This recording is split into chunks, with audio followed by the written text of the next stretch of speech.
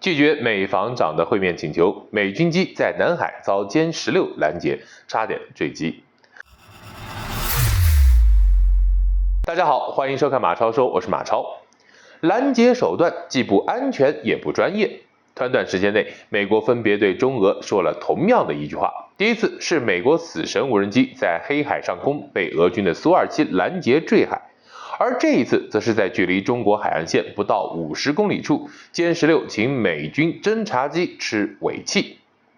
那么根据环球网的报道，近日解放军海军17舰编队在南海举行训练期间，美军的一架侦察机企图闯入我军训练区实施侦察干扰。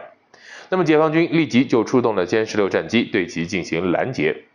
美军印太司令部发表声明，指责中国战机在南海国际空域以十分不安全、不专业的方式拦截了他们正常巡视的侦察机，强调歼16飞行员在拦截期间做出了咄咄逼人的动作。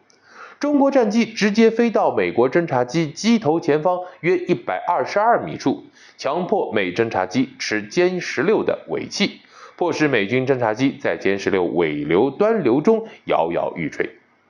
彭博社随后发布的一段30秒视频更是直观了，视频是从美侦察机驾驶舱内拍摄的，显示了歼16在湛蓝的天空之下，自右向左从美军侦察机机头前面掠过。随后视频当中的驾驶舱内发生了剧烈的摇晃，而唯一可惜的地方可能就是它没有直接掉进海里面去。但是考虑到此前澳大利亚一飞行员在南海同样遭到了歼16的拦截，吓得回去立马接受心理治疗。具体怎么回事，可以去看看我之前相关的视频。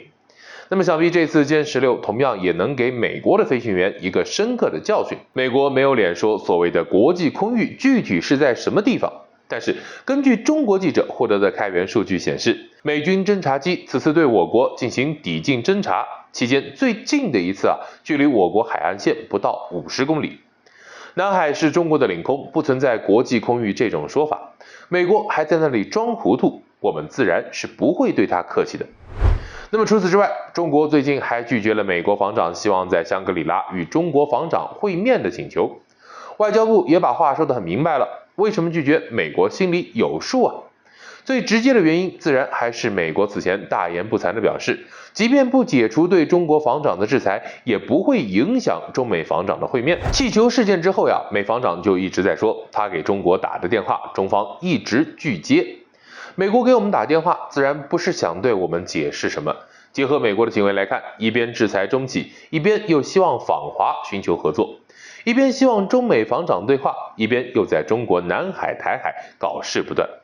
就知道美国是想要我们打不还手，骂不还口。所以中国拒绝中美防长会面是必然的，和美国这样的流氓有什么好谈的，直接动手比什么都管用。好的，本期话题到此结束，感兴趣的朋友记得点赞关注，我们下期聊。